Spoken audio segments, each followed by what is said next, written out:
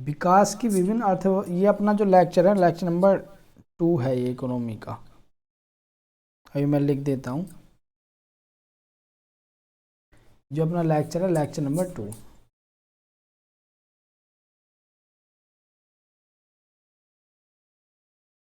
विकास की विभिन्न भूमिका या अर्थ, विकास की विभिन्न अवस्थाओं के आधार पर अर्थव्यवस्था का वर्गीकरण।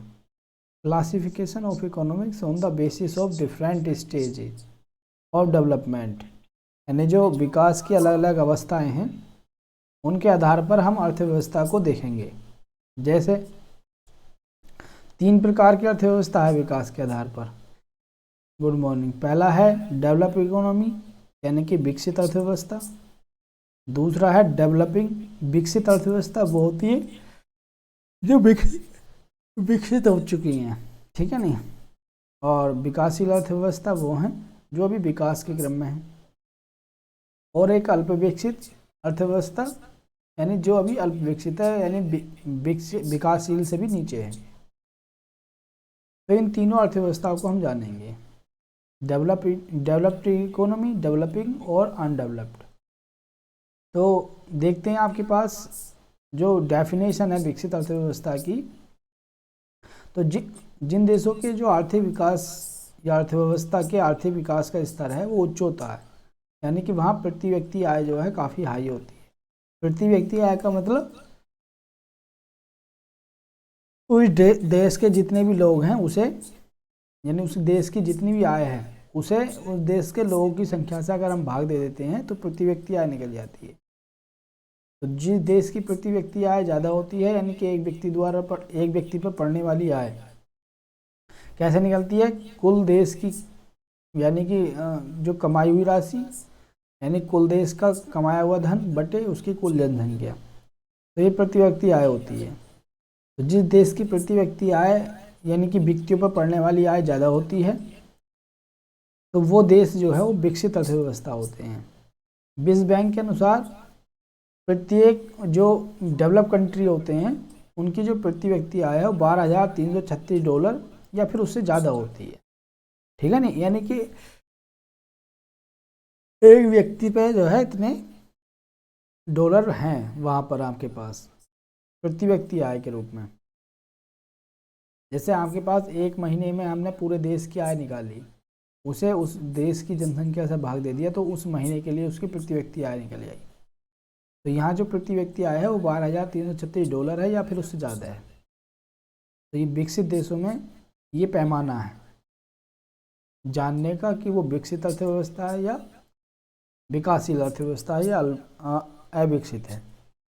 अमेरिका, ब्रिटेन, जापान, यानी जो वेस्टर्न के कंट्री हैं वो ज़्यादातर डेवलप्ड कंट्री हैं, उनमें जो प्रति व्यक्ति आय ज़्यादा है। और जब प्रति व्यक्ति आय में ज़्यादा है तो उनके जो रहने सहने का स्तर भी उच्च है, गरीबी वगैरह ये सारी चीज़ें कम है। दूसरा है डेवलपिंग कंट्री, यानी विकासशील अर्थव्यवस्था। तो यहाँ आर्थिक समृद्धि के उच्च स्तर को प्राप्त करने का प्रयास किया जा रहा होता है, यानी कि यहाँ पर क्या काम करता है, कोई देश अपना इकोनॉमिक ग्रोथ कर रहा होता है, आर्थिक विकास कर रहा होता है, ठीक है नहीं, वो विकसित अर्थव्यवस्था की ओर मूव हो रहा होता है। इसमें भी 2 प्रकार के लोग रहते हैं, एक तो निम्न आय वाले, निम्न मध्यम आय वाले, जिनकी आय निम्न होती है, मध्यम वर्ग में आते हैं लेकिन निम्न आय वाले होते हैं। एक उच्च मध्य आय वर्ग वाले। कुछ व्यक्ति तो ऐसे होते हैं जिनकी प्रति व्यक्ति आय $1,006 से $3,955 तक होती है, उन्हें तो बोलते हैं निम्न मध्यम आय। कुछ ऐसे होते हैं $3,556 से $12,000 तक सीमित रहते हैं, उसे बोलते हैं उच्च मध्य आय वर्ग। तो ऐसे देशों में जो डेवलपिंग कंट्री होते हैं, जो विकास की ओर बढ़ रहे हैं, ठीक है ना, आर्थिक विकास की ओर, तो वहाँ पर निम्न मध्य वर्ग और उच्च मध्य वर्ग पाया जाता है आय वर्ग। निम्न मध्य वर्ग, हाँ हाँ, ये ऊपर ये साइन डॉलर का है ये। मतलब ये प्रति व्यक्ति का होता है जहाँ विकास होता है। एक मिनट रुक जाइए। प्रति व्यक्ति आय बराबर होती है देश की कुल यानी कमाई हुई राशि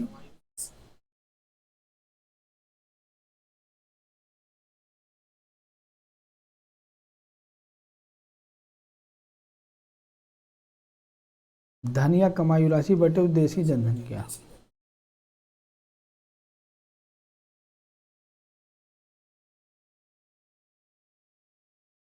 ये होता है आपके पास प्रति व्यक्ति आय। अगर तुम्हें देश की किसी भी देश की प्रति व्यक्ति आय निकालनी है तो आप क्या काम करोगे, उस देश का जितना भी पैसा है, ठीक है नहीं, उस देश में जितनी मनी है उसे किससे डिवाइड कर दोगे, उसे डिवाइड कर दोगे, यानी कि इसे हम राष्ट्रीय आय भी बोल देते हैं, देश की राष्ट्रीय आय। राष्ट्रीय आय लिख लीजिए, देश का कुल धन से राष्ट्रीय आय अच्छा वर्ड है, राष्ट्रीय आय।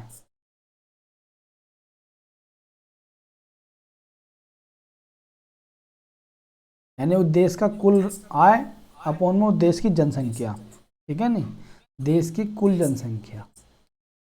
तो अगर हम देश की कुल जनसंख्या से उस देश की टोटल आय को डिवाइड कर देते हैं तो वो कहलाती है प्रति व्यक्ति आय। जिस देश की प्रति व्यक्ति आय $12,336 या उससे ज़्यादा होती है वो विकसित देश होते हैं। जिस देश की प्रति व्यक्ति आय यानी कि आपके पास 1,006 से 355 तक होती है वो विकासशील अर्थव्यवस्था होती है, और उसमें वो आय जो है वो निम्न मध्य वर्ग की आय होती है, यानी कि मध्यम वर्ग में भी निम्न वाला जो है, और उच्च मध्य वर्ग यानी कि आपके पास मध्यम वर्ग में यानी कि उच्च वाला जो है। तो ज़्यादातर लोगों की आय वो इस वर्ग में आते हैं। तो दो वर्गों में बांट दिया गया है विकासशील देश को, कि एक तो वर्ग ये है जिसकी आय $1,006 से और 3,995 वो $55 तक है, तो उसे तो बोल दिया निम्न मध्यम वर्ग। एक होता हाई, ठीक है नहीं, और 12,235 से भी ज़्यादा होते हैं आय जिसकी, तो वो तो फिर हाई उच्च वर्ग में आ जाता है, ठीक है।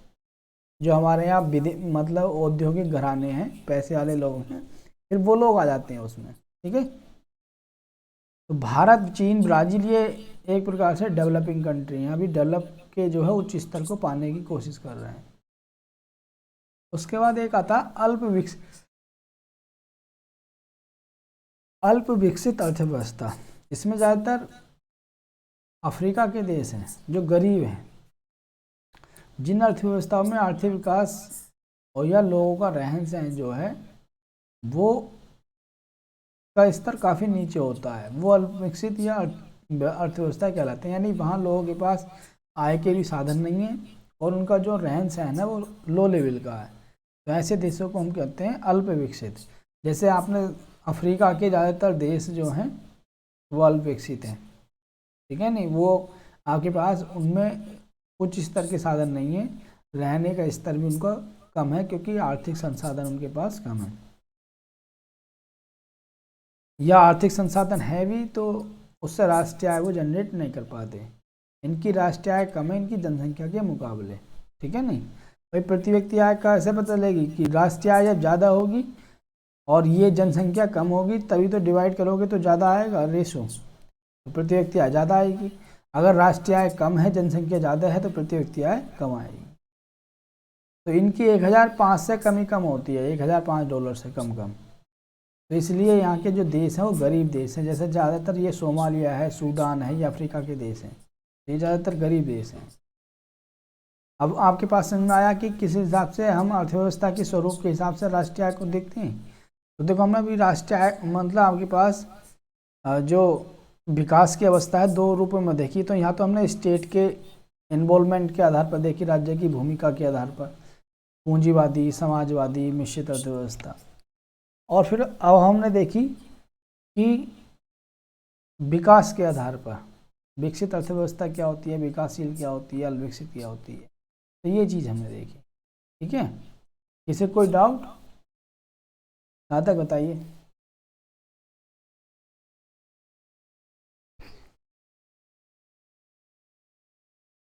कौन सा वाला?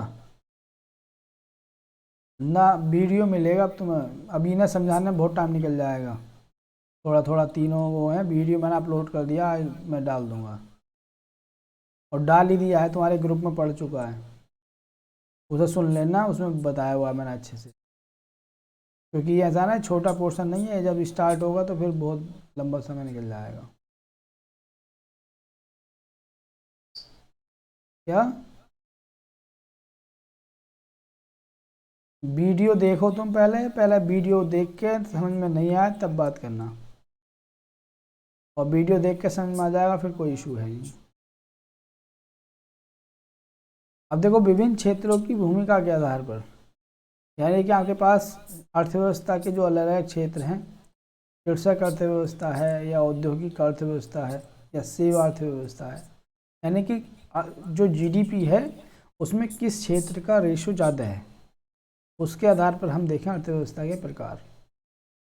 जैसे एक होती है कृषक अर्थव्यवस्था, यानी तुम किसी भी देश की अर्थव्यवस्था को कृषक अर्थव्यवस्था कहोगे या उस देश की अर्थव्यवस्था को आप औद्योगिक अर्थव्यवस्था कहोगे या सेवा अर्थव्यवस्था कहोगे, तो उस वो कैसे पता चलेगा हमें। तो देखो एग्रीरियन इकोनॉमी, कृषक अर्थव्यवस्था, ये क्या होती है, किसी भी देश की अर्थव्यवस्था में जो जीडीपी होता है, सकल घरेलू उत्पाद, सकल घरेलू उत्पाद जब यहाँ वर्ड यूज हुआ तो सुन लीजिए क्या होता है। सकल घरेलू उत्पाद वो होता है कि एक निश्चित वर्ष में, एक निश्चित समय में, मैंने लिखवाया नहीं, एक दूसरी जगह लिखवाया है, जीडीपी सकल घरेलू उत्पाद,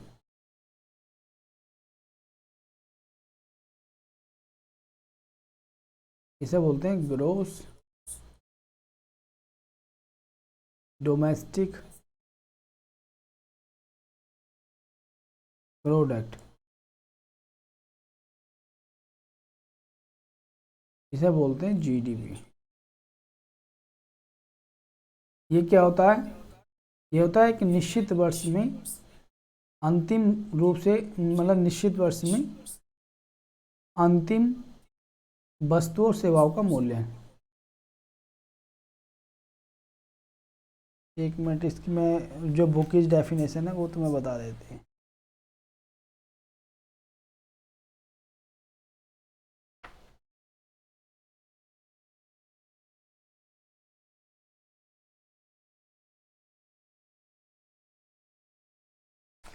आप लिखो एक वित्तीय वर्ष में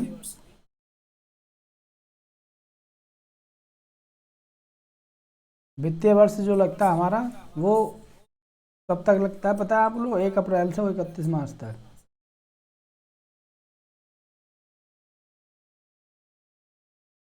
अंतिम रूप से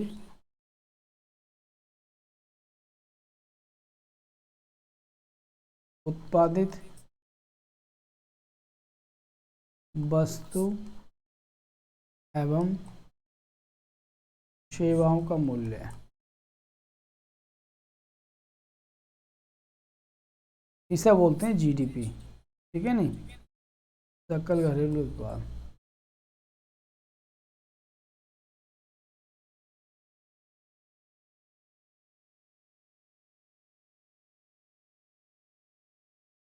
कहलाता है, ठीक है। जीडीपी क्या होता है कि एक वित्तीय वर्ष में, वित्तीय वर्ष का मतलब 1 अप्रैल से 31 मार्च तक, जो अंतिम रूप से उत्पादित वस्तु हैं और सेवाएं हैं, उनका जो मूल्य होता है वो जीडीपी होता है।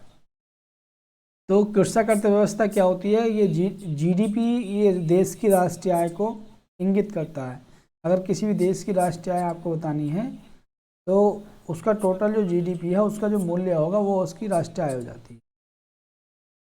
तो अगर किसी देश की अर्थव्यवस्था में, यानी जीडीपी में, अगर किसी देश की जीडीपी में कृषि क्षेत्र का हिस्सा जो है वो 50% या उससे ज़्यादा है, यानी कि मान लो किसी क्षेत्र की जीडीपी 10,000 रुपये है पूरे साल की, तो उन 10,000 में 5,000 रुपये से ज़्यादा जो है वो कृषि क्षेत्र से अगर आ रहे हैं, ठीक है नहीं, तो फिर उस देश की अर्थव्यवस्था को हम क्या कहेंगे कि वो कैसी अर्थव्यवस्था है, कृषक अर्थव्यवस्था, क्योंकि उसकी जीडीपी में कृषि का योगदान 50% या उससे ज़्यादा है, और लोग भी अपनी आजीविका के लिए कृषि पर निर्भर है। कृषि या उससे जुड़े हुए जो क्षेत्र हैं, पशुपालन, मछली पालन वगैरह, उससे आपके पास अपनी आजीविका को प्राप्त करते हैं आधे से ज़्यादा लोग। तो ऐसे देशों को क्या कहा जाता है, कृषक अर्थव्यवस्था, जैसे भारत। भारत में आपके पास जो भारत की जीडीपी है उसमें जो पहले, अब तो कम होता चला जा रहा है, पहले भारत की जीडीपी में जो कृषि का योगदान था वो काफ़ी था, 50% या उससे ज़्यादा था। अब धीरे धीरे कम होता चला गया। हमारे यहाँ सेवा क्षेत्र का योगदान अब ज़्यादा हो गया। और भारत की जो आज जनसंख्या है वो आधे से ज़्यादा जनसंख्या अभी भी कृषि कार्यों में लगी हुई है। तो इसलिए हम भारत को एक कृषक अर्थव्यवस्था बोलेंगे, क्योंकि यहाँ पर जो लोगों की आजीविका है 50% या उससे ज़्यादा लोग आज भी कृषि में लगे हुए हैं। उसके बाद आता है औद्योगिक अर्थव्यवस्था, इंडस्ट्रियल इकोनॉमी। ये वही चीज़ है आपके पास कि जीडीपी में जिस अर्थव्यवस्था के घरेलू सकल घरेलू उत्पाद में या जीडीपी में द्वितीय क्षेत्र, मैंने तो आपको क्षेत्र लिखवाए थे। द्वितीय क्षेत्र का मतलब आपके पास औद्योगिक इकाइयाँ, उनका हिस्सा ज़्यादा होता है, उनसे जो प्राप्त आय है वो ज़्यादा होती है, 50% या उससे ज़्यादा। तो ऐसे देश को हम क्या बोलेंगे, आपके पास औद्योगिक अर्थव्यवस्था। और इस अर्थव्यवस्था में जो लोग हैं वो 50% या उससे ज़्यादा लोग जो है वो अपनी आजीविका के लिए औद्योगिक इकाइयों पर, यानी कि आपके पास जो औद्योगिक क्षेत्र है उस पर निर्भर करते हैं। तो ऐसे क्षेत्र को हम बोलेंगे आपका औद्योगिक अर्थव्यवस्था। जैसे चाइना में जो आपके पास है उसका जो जीडीपी है उसमें द्वितीय क्षेत्र यानी विनिर्माण क्षेत्र जो है उसका हिस्सा 50% या उससे ज़्यादा है। और लोग आजीविका के लिए भी औद्योगिक क्षेत्र पर निर्भर है ज़्यादातर। इसका औद्योगिक डेवलपमेंट काफ़ी ज़्यादा है, जब तो चाइना को पूरे विश्व का जो है मैन्युफैक्चर हब कहा जाता है। पूरे विश्व में जो है सबसे ज़्यादा जो उत्पादन होता है वो चाइना की जीडीपी करती है। जब कोरोना काल में आपके पास सब व्यापार बंद हो चुका था तो चाइना पूरे विश्व को समझ आ चुका था कि विश्व कैसे चाइना पर निर्भर है, क्योंकि ज़्यादातर आपके पास सामान चाइना से डिस्ट्रीब्यूट होता है पूरे विश्व में। अब चाइना में लॉकडाउन हो गया, सामान आ नहीं पाया अन्य देशों में, तो वहाँ की जो महंगाई थी वो एकदम बढ़ गई, ठीक है नहीं। तो जो चाइना पर निर्भरता इस कोरोना काल में पता चली लोगों को, तो इसलिए सभी देशों ने आत्मनिर्भर होने की ओर कदम बढ़ाया। भारत ने भी आत्मनिर्भर भारत जैसे आपके पास कार्यक्रमों को लॉन्च किया ताकि चाइना पर या अन्य किसी देश पर डिपेंडेंसी को कम किया जा सके। उसके बाद आता है सेवा अर्थव्यवस्था। सेवा अर्थव्यवस्था क्या होती है? सेवा अर्थव्यवस्था वो होती है जो सेवा क्षेत्र का हिस्सा जो है जहाँ 50% या उससे ज़्यादा होता है, ठीक है ना, जिसकी जीडीपी में, जैसे मध्य भारत भी इसमें कह सकते हैं, या अमेरिका, ब्रिटेन, जापान तो है ही हैं, क्योंकि यहाँ की जो जीडीपी है वहाँ जो सेवा क्षेत्र है यानी कि इंजीनियर में और टीचर, डॉक्टर, ठीक है ना, ये जो सेवा क्षेत्र है, होटल खुले हुए या और अन्य ऐसी कोई सेवा का क्षेत्र, तो इनका हिस्सा 50% से ज़्यादा है। हमारी जीडीपी में भी आज की डेट में जो सेवा क्षेत्र की हिस्सेदारी है वो 50% से ज़्यादा है, यानी कि जीडीपी में जो पैसा कलेक्ट होता है पूरा राष्ट्रीय आय में, तो वो सेवा क्षेत्र से ज़्यादा होता है, ठीक है नहीं। उसके भी कारण हैं, हम आर्थिक विकास को जब देखेंगे तो उन सारी चीज़ों को हम जानने की कोशिश करेंगे कि भारत का औद्योगिक विकास इतना क्यों नहीं है, बल्कि भारत कृषक अर्थव्यवस्था से एकदम सेवा क्षेत्र में कैसे चला गया। जबकि अर्थव्यवस्था का ये सिस्टम होता है कि पहले कृषि पर फोकस होती है, फिर धीरे डेवलप होती है, औद्योगिक बनती है, और फिर उसके बाद सेवा क्षेत्र में जाती है। लेकिन भारत के साथ ये उल्टा हुआ। भारत के साथ कृषक अर्थव्यवस्था से भारत सीधा कहाँ पर चला गया? सेवा में। और ये औद्योगिक विकास जो है ये भारत का आपके पास इस पर नकारात्मक प्रभाव पड़ा, ये हो नहीं पाया। और जब ये औद्योगिक विकास नहीं हो पाया तो हम रोजगार जनरेट नहीं कर पाए। रोजगार जनरेट नहीं कर पाए तो भारत में जो है बेरोजगारों की संख्या ज़्यादा हो गई। आज भी ये जो बेरोजगार है भारत में, उसका भी एक बड़ा कारण यही है कि भारत में जो औद्योगिक डेवलपमेंट है वो उस स्तर पर नहीं हो पाया। आर्थिक विकास में हम इसे अच्छे समझेंगे। और यहाँ तक कोई डाउट? अब बताइए, तीनों अर्थव्यवस्था आपके समझ में आई, कृषक, औद्योगिक और सेवा?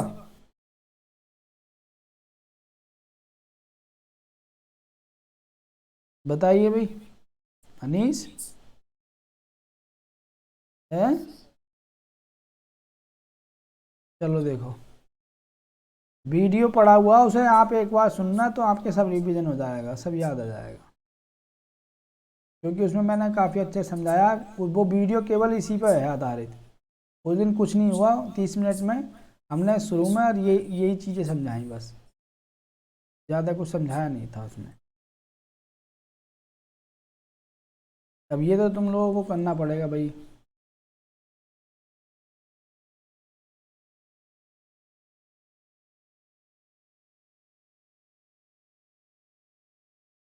अब आता है हमारे पास विभिन्न क्षेत्रों की भूमिका के आधार पर, तुमने कर लिया। अब आता है शेष विश्व के साथ अंतर संबंधों के आधार पर, यानी विश्व के साथ किसी भी अर्थव्यवस्था के संबंध कैसे हैं, उस आधार पर हम देखेंगे कि वो अर्थव्यवस्था किस रूप में है, यानी खुली हुई अर्थव्यवस्था है या फिर बंद अर्थव्यवस्था है, यानी कि ओपन इकोनॉमी है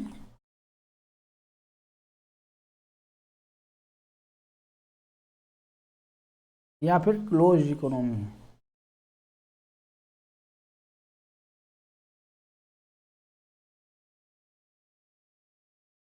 इस चीज़ को भी हम जानने की कोशिश करेंगे कि ओपन है कि क्लोज है।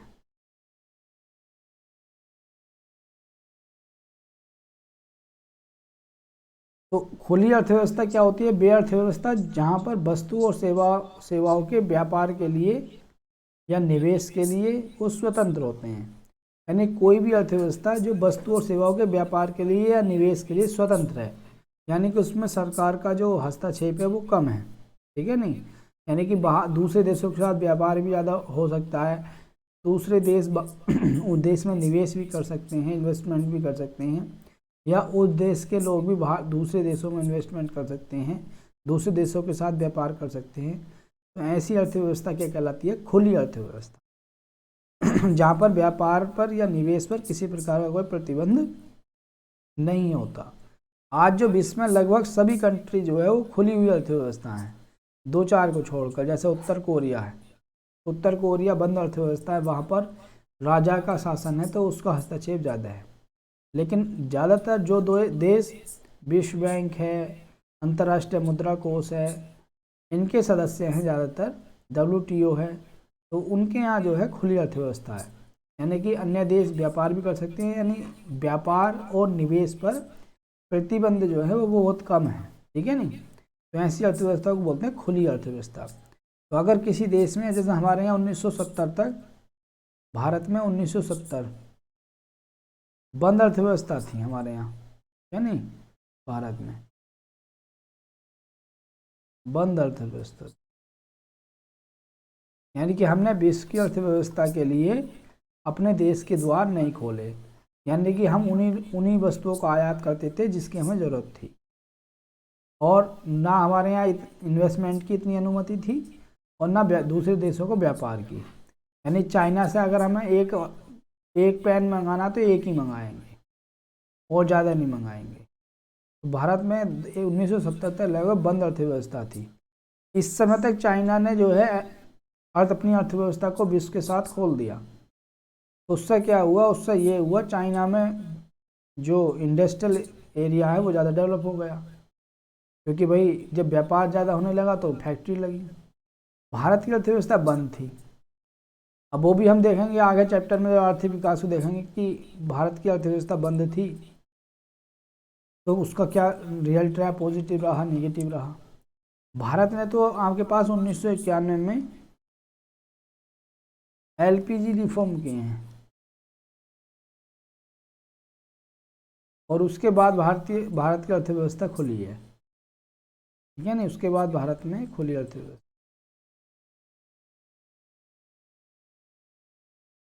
LPG रिफॉर्म जो है लिबरलाइजेशन, प्राइवेटाइजेशन, ग्लोबलाइजेशन, यानी कि आपके पास उदारीकरण, निजीकरण और वैश्वीकरण, ये हमने 3 रिफॉर्म किए थे 1991 में, 90-91 में। तो उससे हमारी जो अर्थव्यवस्था, भारत का जो बाजार था वो विश्व के बाज़ारों के साथ जुड़ गया, यानी कि अब विश्व के अन्य देश भी भारत में व्यापार कर सकते हैं, निवेश कर सकते हैं। वो तो बहुत सारी आपके पास ऐसी वो थी आपके पास मजबूरियां, क्योंकि भारत के पास आयात करने के लिए डॉलर नहीं थे। भारत का जो भुगतान संतुलन खाता है वो नकारात्मक था। तो लिहाजा भारत के पास आयात करने के जो जरूरी वस्तुएं उनके आयात के लिए पैसे नहीं थे, तो भारत अंतर्राष्ट्रीय मुद्रा कोष के पास पहुंचा। और जब ये संस्थाएं जिसमें पश्चिमी देशों का मतलब प्रभुत्व ज़्यादा है, तो वो किसी देश को अगर कर्जा देती हैं विश्व बैंक या अंतर्राष्ट्रीय मुद्रा कोष, तो वो उससे बहुत सारी चीज़ें करने के लिए कहते हैं। तो हम लोगों से भी कहा गया कि आप अपनी अर्थव्यवस्था को खोलिए, तब भारत ने ये रिफॉर्म किए। ये चाइना ने 1970 में कर दिए थे रिफॉर्म, हम चाइना से 20 साल पीछे हो गए। 1970 में ये रिफॉर्म कर दिए थे, इसलिए वहाँ व्यापार बहुत बड़ा। और भारत में ये आपके पास 1991 में हुई। तो अगर हम लोग भी जब ही कर देते पहले ही, तो भारत में काफ़ी डेवलप चीज़ें हो जाती। पर इसके भी कई कारण थे, बहुत सारे कारण थे, क्योंकि उस समय भारत के जो व्यापारी थे या उद्यमी थे वो विदेशी कंपनियों का सामना करने के लिए तैयार नहीं थे। क्योंकि जब ग्लोबलाइजेशन होता है तो भारत में विदेशी कंपनियां भी इन्वेस्ट करती हैं, अपने अपने दुकानें खोलती हैं। तो उससे भारतीय व्यापारी कंपटीशन कर पाएंगे कि नहीं कर पाएंगे, मुश्किल पड़ता है। तो भारत का जो मार्केट है वो सब विदेशी कंपनियों के द्वारा कैप्चर कर लिया जाएगा। तो बहुत सारी आकांक्षाएं थी, जब पढ़ेंगे इसे आगे, जब हम आर्थिक विकास को पढ़ेंगे। एक होती है बंद अर्थव्यवस्था, क्लोज्ड इकोनॉमी। ये क्या होती है भाई? ये अर्थव्यवस्था वो अर्थव्यवस्था होती है जिसका विश्व की या अन्य अर्थव्यवस्थाओं के साथ व्यापार या तो कुछ नहीं होता या फिर बहुत कम होता है। तो ऐसी अर्थव्यवस्था को क्लोज्ड कहते हैं। जैसे उत्तर कोरिया है, उत्तर कोरिया का व्यापार बहुत कम होता है, मतलब जो उसका बस जरूरत का सामान है वही चीज़ें व्यापारित होती हैं, क्योंकि वहाँ राजा का शासन है, राजा जैसे कहता है वैसे अपना जो है होता है। तो उत्तर कोरिया शेष विश्व के साथ उस हिसाब से नहीं जुड़ा हुआ जिस हिसाब से होना चाहिए। यानी उत्तर कोरिया में ना तो बाहरी कंपनियों का इन्वेस्टमेंट है ना कुछ, अमेरिका की वहाँ कंपनी नहीं मिलेंगी आपको। ये विश्व के अन्य देशों के साथ वस्तु और सेवाओं के व्यापार के लिए स्वतंत्र नहीं है, ठीक है नहीं, बहुत सारी बाउंडेशन लगाते हैं व्यापार पर। तो ऐसी इकोनॉमी की जो है क्या बोला जाएगा? Closed economy. आया भी समझ में? अब आप जान जाओगे बंद अर्थव्यवस्था या खुली अर्थव्यवस्था क्या होती है। उसके बाद आता है नियोजन के आधार पर, यानी कि प्लानिंग के आधार पर। नियोजन के आधार पर दो प्रकार की अर्थव्यवस्था होती है। एक तो होती है योजनाबद्ध, प्लान्ड इकोनॉमी, यानी कि 5 साल की योजना बनाई, 5 साल में 5 साल की योजना, और उसमें लक्ष्य निर्धारित कर लिया कि हमारा पहला लक्ष्य ये होगा, दूसरा लक्ष्य है, यानी 10-12 लक्ष्य निर्धारित कर लिए। तो इसे तो बोलते हैं प्लान्ड इकोनॉमी। जैसे भारत में हमारे शुरू में प्लान्ड इकोनॉमी को बनाया गया, हम पंचवर्षीय योजना बनाते थे, योजना आयोग बनाता था 5 साल की योजना, और उसमें अपने लक्ष्य निर्धारित करता था, और उन लक्ष्य को प्राप्ति के लिए 5 साल तक काम किया जाता था, ठीक है नहीं। तो वो थी प्लान्ड इकोनॉमी। समाजवादी जो अर्थव्यवस्थाएं होती हैं वहाँ पर प्लान्ड इकोनॉमी होती है, योजनाबद्ध। एक होती है अनप्लान्ड। अनप्लान्ड में ये होता है कि कोई योजना नहीं बनाते, जैसे जैसे आपके पास व्यवस्थाएं आती रहती हैं, जैसे जैसे समस्याएं आती रहती हैं, तो उसका समाधान करते रहते हैं। ऐसी मतलब आपके पास इकोनॉमी होती है अनप्लान्ड। जैसे आपके पास ऐसी अर्थव्यवस्था जो आर्थिक समृद्धि और विकास के लिए व्यापक योजना बनाती है, जैसे हमारे यहाँ पंचवर्षीय योजना चली थी कांग्रेस के टाइम पर। अब मोदी ने 2014 से इन चीज़ों को बंद कर दिया है। मोदी ने पहले योजना आयोग योजना बनाता था और उसके लिए फिर राज्यों को पैसा देता था, ये लक्ष्य है इन लक्ष्यों को प्राप्ति के लिए। लेकिन अब नीति आयोग है, अब नीति आयोग को पैसा देने का अधिकार नहीं है, पैसा वित्त मंत्रालय से मिलता है। मोदी ने योजना आयोग को बंद कर दिया। जब योजना आयोग बंद हो गया तो ये 5 वर्ष की योजनाएं जो होती हैं ये भी बंद हो गई। समझ में आया? ऐसी अर्थव्यवस्था जो समृद्धि और विकास के लिए योजना का आयोजना यानी योजना बनाकर डेवलपमेंट करती है। 2014 से पूर्व भारत की अर्थव्यवस्था भी इस टाइप की थी। और गैर योजना ऐसी अर्थव्यवस्था जो आयोजना को स्वीकार नहीं करती, जैसे ब्रिटेन वगैरह देश हैं ये। यानी यहाँ पर ऐसा नहीं है कि योजना बनाकर ब्रिटेन है, योजना बनाकर हम आगे बढ़ें। यहाँ ये होता है कि जो समस्याएं आती रहेंगी उन्हें सुलझाते रहेंगे।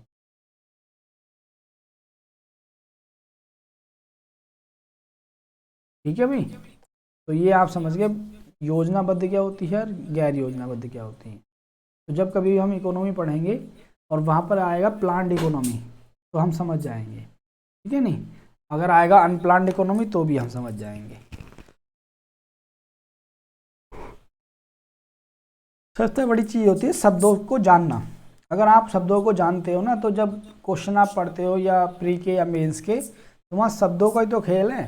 अगर शब्द आपके समझ में आया तो आप कर जाओगे, और शब्द ही समझ में नहीं आया तो फिर आप आंखें मीच के उसमें तीर छोड़ोगे। और प्री में तो ये खासकर होता है, अगर आपको वर्ड नहीं पता तो आप नहीं कर सकते क्वेश्चन। अब आता है निर्भरता के आधार पर अर्थव्यवस्थाओं का वर्गीकरण। देखो, निर्भरता के आधार पर देखें तो 3 प्रकार की होती हैं। एक तो होती है आत्मनिर्भर। तो जब हम आत्मनिर्भर होते हैं यानी कि अपने आप पर निर्भर, कि अगर कोरोना काल में लॉकडाउन भी लगा दें तो हमें किसी देश पर मतलब निर्भर होने की जरूरत नहीं है, हमारे यहाँ सब वस्तुओं का उत्पादन होता है। तो ऐसी इकोनॉमी को बोलते हैं आत्मनिर्भर, सेल्फ डिपेंडेंट। यानी कि वे अर्थव्यवस्थाएं जो अपनी आवश्यकता के अनुरूप वस्तुओं और सेवाओं का खुद ही उत्पादन करती हैं, किसी अन्य देश पर निर्भर नहीं रहती, ठीक है नहीं। तो इन अर्थव्यवस्थाओं के पास पर्याप्त मात्रा में पूंजी भी होती है, यानी पैसा भी होता है, और संसाधन भी होते हैं। और ये अपनी जो उपभोग के लिए अपने देश के लोगों के लिए खुद ही उत्पादित करती हैं सामान। जैसे चाइना है, तो चाइना जो है ये मान के चलिए ज़्यादातर चीज़ें खुद ही उत्पादित करता है अपने देशों के लिए और पूरे विश्व में एक्सपोर्ट करता है, जबकि भारत बहुत सारे मामलों में दूसरे देशों पर निर्भर है। तो आज बहुत ही कम अर्थव्यवस्थाएं हैं, एक आधी अर्थव्यवस्था होगी जो आत्मनिर्भर है, नहीं तो कुछ ना किसी चीज़ पर दूसरे देशों पर निर्भर रहना पड़ता ही है। ये अर्थव्यवस्था अपने नागरिकों की सभी ज़रूरतों को या सभी आवश्यकताओं की पूर्ति करने में सक्षम होती हैं, क्योंकि ज़्यादातर वस्तुओं का खुद ही उत्पादन करती हैं। तो ऐसी अर्थव्यवस्था को कहा जाता है आत्मनिर्भर। उसके बाद आता है आश्रित। आश्रित का मतलब जो अपने देश के लोगों की जो आवश्यकताएं हैं, उपभोग की जो वस्तु हैं, उसके लिए दूसरे देशों पर निर्भर करती है, आश्रित है, अन्य अर्थव्यवस्थाओं पर या अन्य देशों पर निर्भर है। परस्पर निर्भर। परस्पर निर्भर का मतलब एक दूसरे पर निर्भर, कि वे अर्थव्यवस्थाएं जो कुछ उपभोग की वस्तुओं का तो उत्पादन स्वयं करती हैं और कुछ जो है दूसरे देशों से मंगाती हैं, ठीक है नहीं। तो कुछ क्षेत्रों में जो है वो परस्पर निर्भर हैं आपके पास, कुछ क्षेत्रों में वो आत्मनिर्भर होती हैं। यानी कुछ क्षेत्रों में तो वो एक दूसरी अर्थव्यवस्था पर निर्भर होती हैं, कुछ क्षेत्रों में वो आत्मनिर्भर होती हैं। तो ऐसी इकोनॉमी को कहा जाता है परस्पर निर्भर इकोनॉमी। आज की डेट में ज़्यादातर यही इकोनॉमी है परस्पर निर्भर वाली, क्योंकि जो कुछ उत्पादन, जैसे भारत है, भारत में बहुत सारी वस्तुओं का उत्पादन खुद किया जाता है और बहुत सारी वस्तुएं बाहर से एक्सपोर्ट मतलब मंगाई जाती हैं, इम्पोर्ट की जाती हैं। तो इसलिए तो मोदी जी ने आत्मनिर्भर भारत अभियान शुरू किया कि आत्मनिर्भर भारत, हम खुद अपना जो है आत्मनिर्भर बनेंगे, हम विश्व पे जो है डिपेंडेंसी को कम करेंगे। तो ये जो विचार है आत्मनिर्भरता वाला, ये कहीं ना कहीं जो है दूसरे देश इसकी आलोचना भी करते हैं कि आत्मनिर्भर। तो मोदी जी साफ करते हैं कि आत्मनिर्भर इस संदर्भ में नहीं है कि हम दूसरे देशों से वस्तु नहीं मंगाएंगे, आत्मनिर्भर इस संदर्भ में है हम अपने उपभोग की वस्तुओं का खुद उत्पादन करेंगे और दूसरे देशों को भी इसका फ़ायदा पहुँचाएंगे, और जो दूसरे देशों से चीज़ें मंगाने वाली उसे मंगाएंगे भी।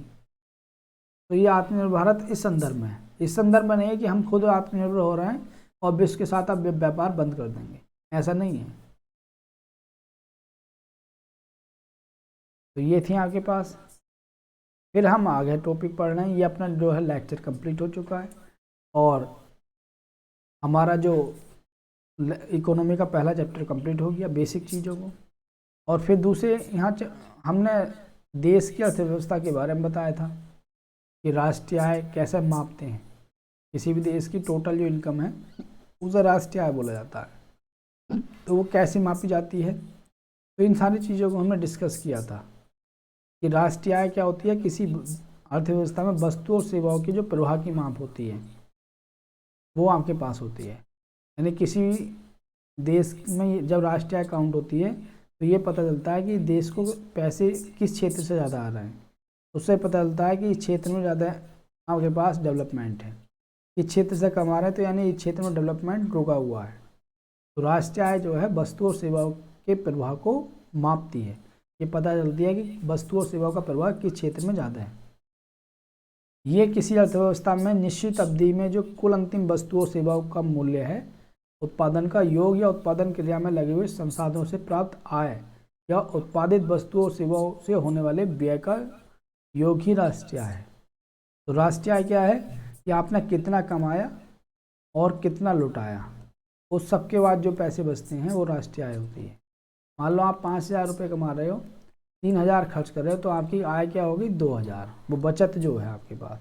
मतलब टोटल राष्ट्रीय आय तो ये है। इसमें देखो ये दिया हुआ है कि अंतिम वस्तु और सेवाओं के कुल उत्पादन का योग या उत्पादक जो प्रक्रिया है उसमें लगे हुए संसाधनों से प्राप्त आय या फिर उत्पादित वस्तुओं तथा सेवाओं पर होने वाले व्यय, ठीक है नहीं, को ही राष्ट्रीय आय कहा जाता है। यानी कि आपने जितना कमाया और उस उत्पादन करने में जो भी आपका खर्च हुआ, वो निकालने के बाद जो आपके पास पैसे बचे उसे बोला जाएगा आपकी राष्ट्रीय आय। यानी इतनी आय आपकी है। जैसा आपने 10 रुपये कमाए और 2 रुपये, मतलब 10 रुपये कमाने में 2 रुपये खर्च हो गए, तो 8 रुपये जो है वो आपकी राष्ट्रीय आय हो गई, ठीक है नहीं। तो किसी भी देश की राष्ट्रीय आय जब हम निकालते हैं तो उत्पादित जो वस्तुओं सेवाओं का अंतिम मूल्य माइनस उसमें उत्पादित करने में जो व्यय हुआ वो राष्ट्रीय आय होती है, ठीक है। और सकल घरेलू उत्पाद क्या होता है, जो मैंने अभी बताया था आपको, ग्रोस, सकल को बोलते हैं ग्रोस डोमेस्टिक प्रोडक्ट, यानी जीडीपी, शॉर्ट फॉर्म में बोलते हैं जीडीपी। यह क्या होता है कि एक निश्चित अवधि में या एक वित्तीय वर्ष में उत्पादित, अंतिम रूप से उत्पादित आएगा यहाँ, अंतिम रूप से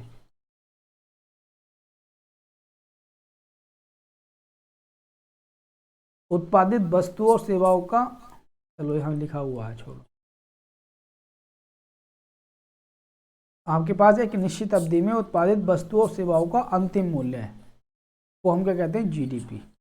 यानी कि आप पूरे देश में एक साल के अंदर जितनी या एक निश्चित समय के अंदर जितनी भी वस्तुओं सेवाएं उत्पादित हुई, उनका जो सारा मूल्य जोड़कर क्या आता है, जीडीपी आता है।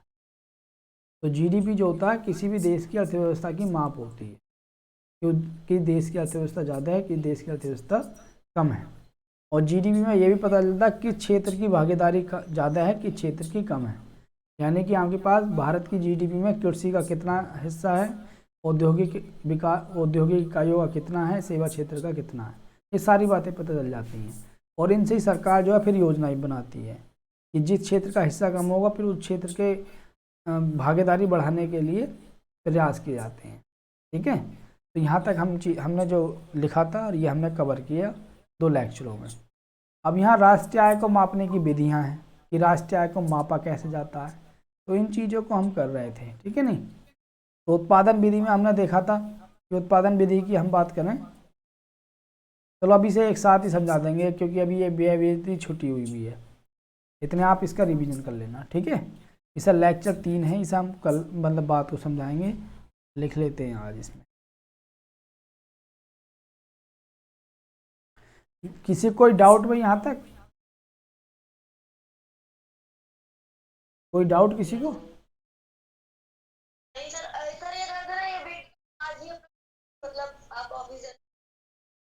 हाँ अपलोड कर दूंगा, ठीक है नहीं, अपलोड कर दूंगा क्योंकि ये कि तुम सुन लोगे इसे, है ना।